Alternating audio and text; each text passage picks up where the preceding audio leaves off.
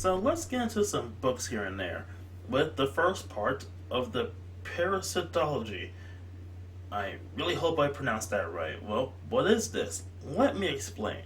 Written by Mira Grant, Parasite takes place in a world where using parasites to take care of allergies and minor medical issues has simply replaced the simplicity of taking pills. This is it's an easier process without you having to do much upkeep and paying much attention on your own, as the parasites will do it automatically for you.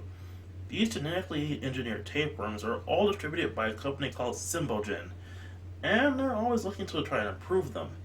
Enter Sally Mitchell, or as she likes to be called, Sal.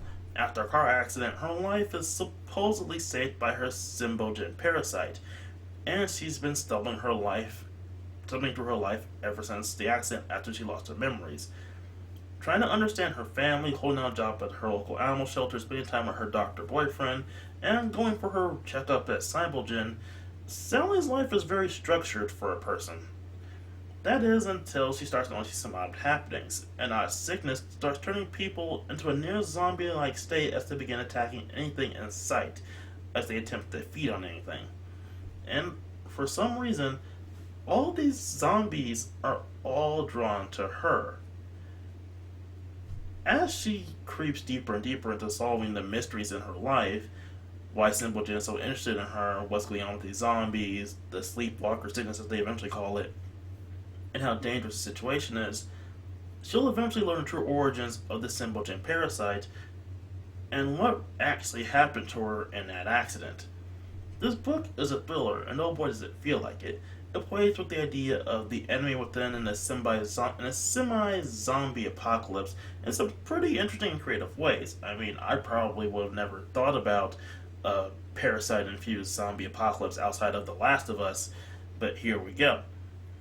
Sal herself comes off as a pretty enjoyable character. Her relations to everyone around her are understandably believable. Being what parents who view her as kind of a child and her frustration with that, how she feels about the differences between her current self and her past self, as well as her gigantic fear of driving, which is a recurring plot point. It's an honestly enjoyable exploration of a character, which does take up a lot of the book.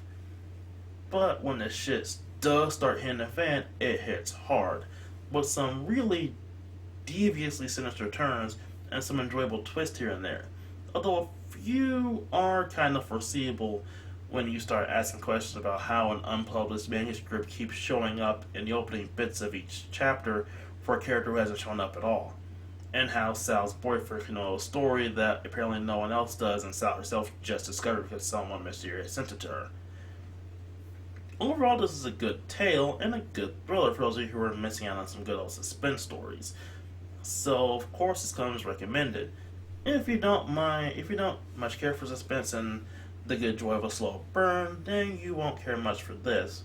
But I say give it a chance, and maybe you'll see the same old zombie apocalypse in a different light.